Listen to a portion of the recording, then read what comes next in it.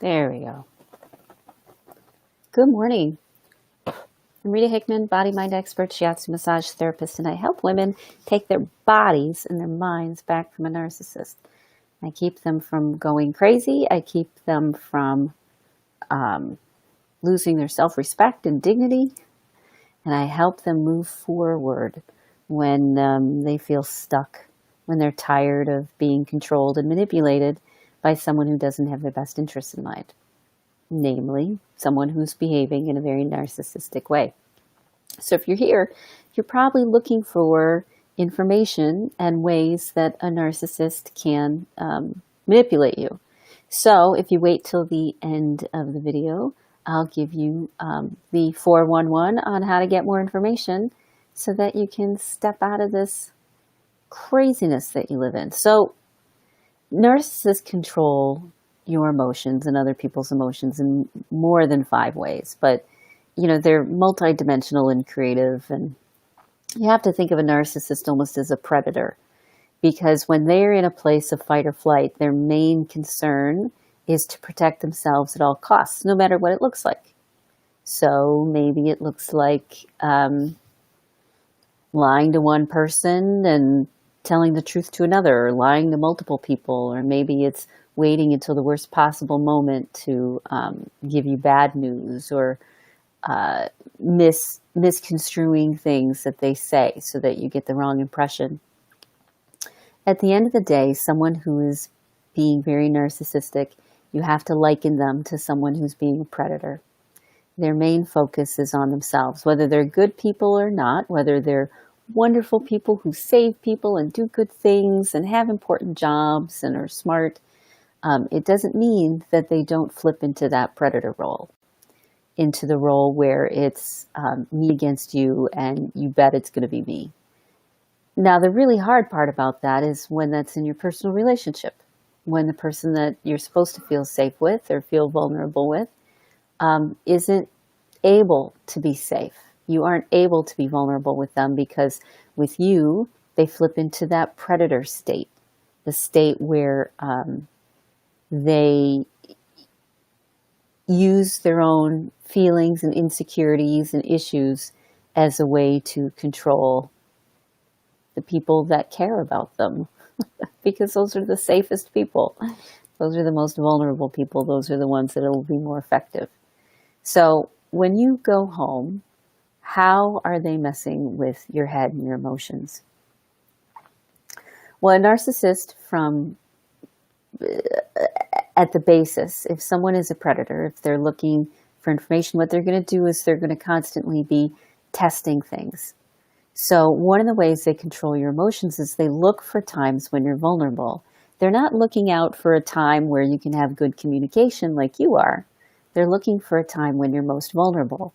So I know that's frustrating, because then you're like, so I can never be vulnerable around this person. You know what? That's kind of true. You have to realize that even when you are vulnerable, that they will, when they're stressed, they will flip into that predator state again, and they will use whatever you gave them against you. So you really have to be okay with that.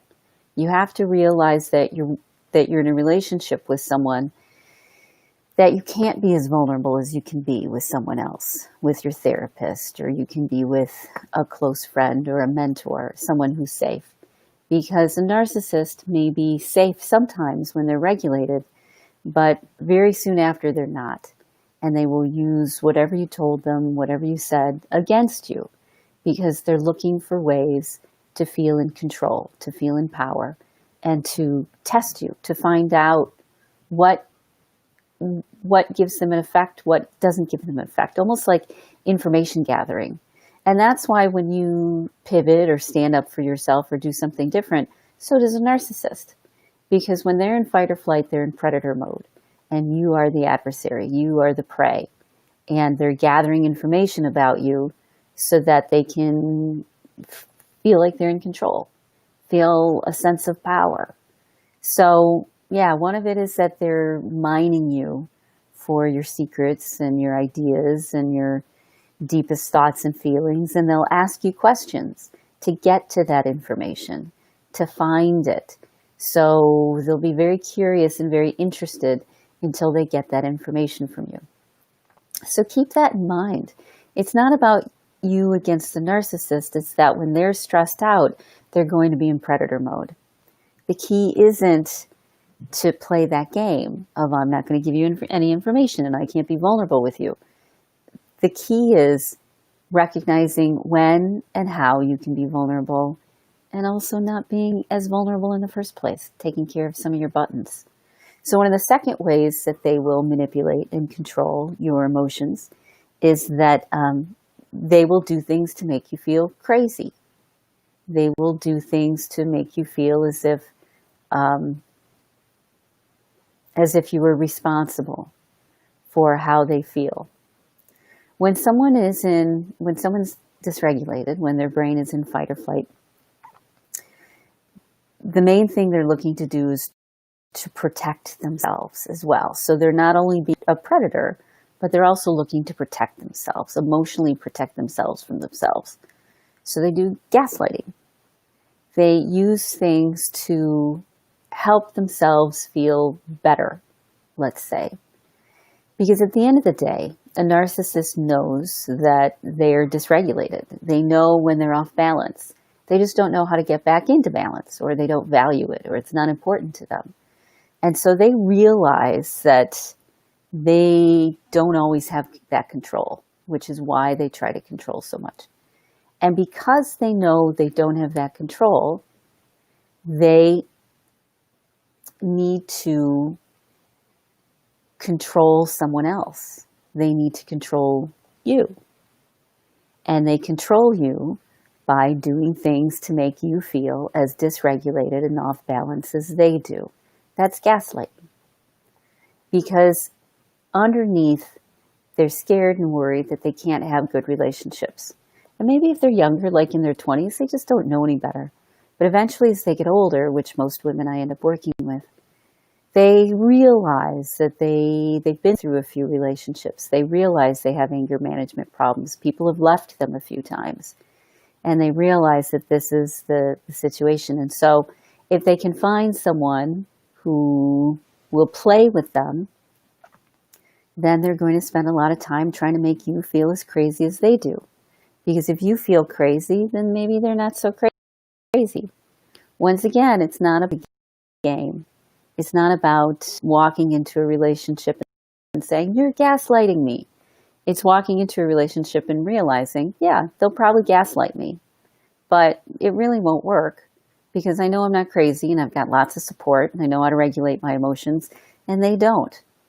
The whole game in their mind, the whole way that they're feeling comfortable by gaslighting you is if they can get you to feel as crazy or crazier than you do, then they don't have to feel so bad about themselves.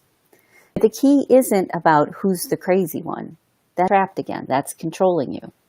The key is, how do we get out of this dysregulation? How do we get out of this crazy the narcissist is creating? That's the key. It's not about who's gaslighting whom. It's recognizing, yeah, this is what people do. What do I want to do about it? That's the key out. So the third way that narcissists will control your emotions, is that they will give you different pieces of information. So they will tell you the things that you want to hear and not tell you the things that you don't want to hear. Like, you want to hear that that everything's fine, that everything's okay. You don't want to hear that everything's bad. So they'll flip back and forth. You know, they'll lie to you about what they're feeling. They'll lie to you about what they're thinking. They'll lie to you about what happened. And they do this as a way to keep you off balance and as a way to, once again, feel good about themselves. A narcissist struggles with something called splitting, usually. And in splitting, it means that they can't remember the good stuff at the same time that they remember stuff. So when they're in the part of their brain that is good stuff, they feel good, they feel regulated, they feel calm, they're going to tell you all the things that they're thinking. which could be beautiful and wonderful and fabulous. They can bring out the parts of them that they value. But when they're dysregulated, then they'll tell you the other things, the things that they're kind of ashamed about, the things that they feel guilty. But they won't say it in a way of, I feel guilty, I feel ashamed. They'll say it in a way of making you feel guilty, of making you feel ashamed. They're trying to get a handle on who they are. They're trying to protect themselves by only giving the good face. And then when they can't control it anymore, when they get stressed or overwhelmed, then they give you the bad face. The problem is that they're either good people or bad people. It means that they're not whole people, they're divided people. And sometimes they will be that charming, wonderful human being. So you were right, your intuition was right. But other times they'll be dysregulated and they'll make you feel crazy, and they'll make you feel off balance, and they'll show you another side of them. If you can recognize that both sides exist, both sides are true, both sides are real, if you can see that and not wonder why it's one or the other, it's both, you'll be a lot happier. Because that's one of the ways they control you, by lying to you about their whole self. They only give you the parts and pieces that they want to give you, which means that you're not getting the full picture. You can never quite trust what they say because they're only giving you a fraction of the information. So fourth way that they control your emotions is by creating a story for themselves out in the world. It doesn't really match what's going on. So the story that they give is things which help them feel good about themselves. So they tell white lies, they tell bigger lies about what they've accomplished, about what they've done, about what they've achieved.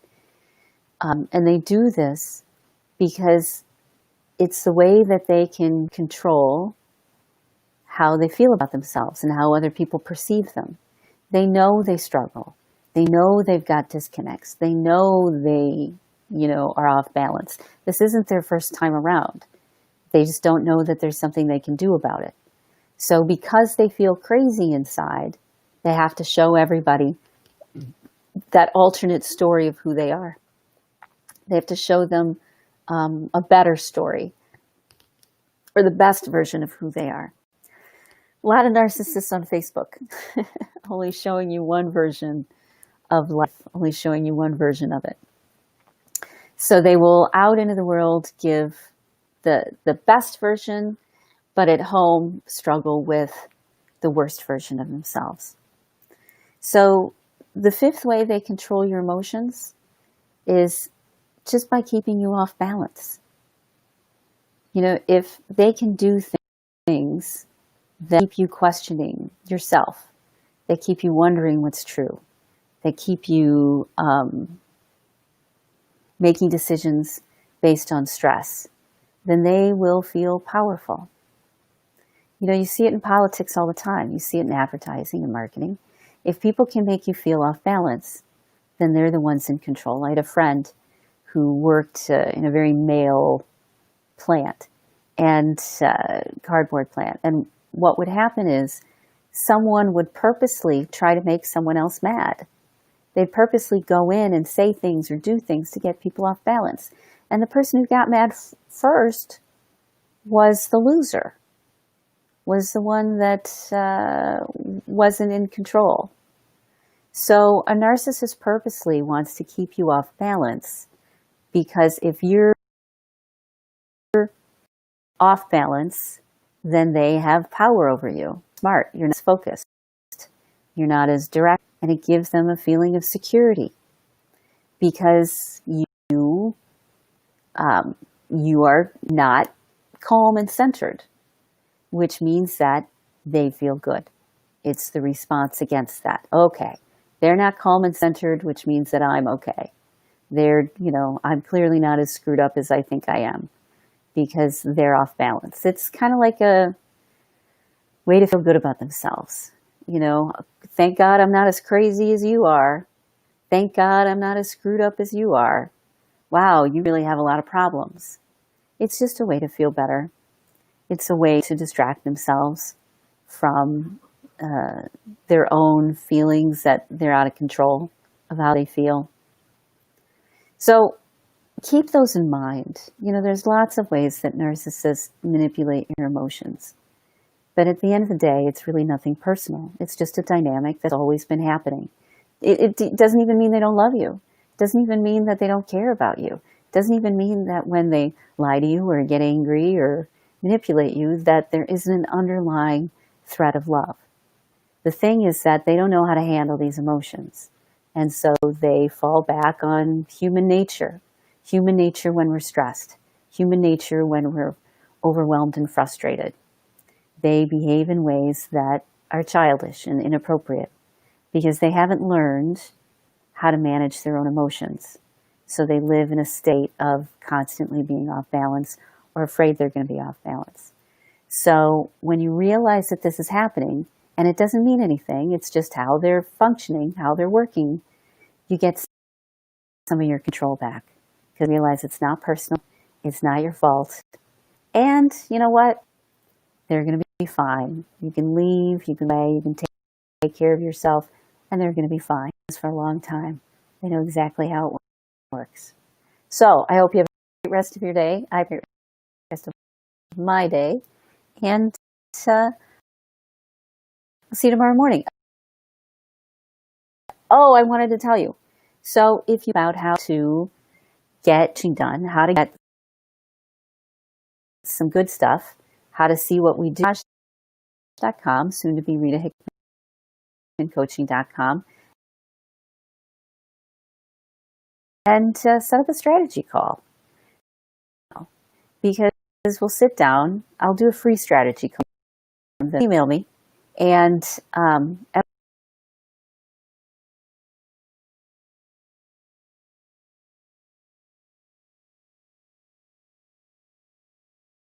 so as I was saying, we'll set up a time to talk to you, and so that we can get you on a good path, get you sorted out, because it's not just head stuff. I'll help you work on your body and your nervous system too, so you can get more balanced. Have a great rest of your day. I'll talk to you later. Bye.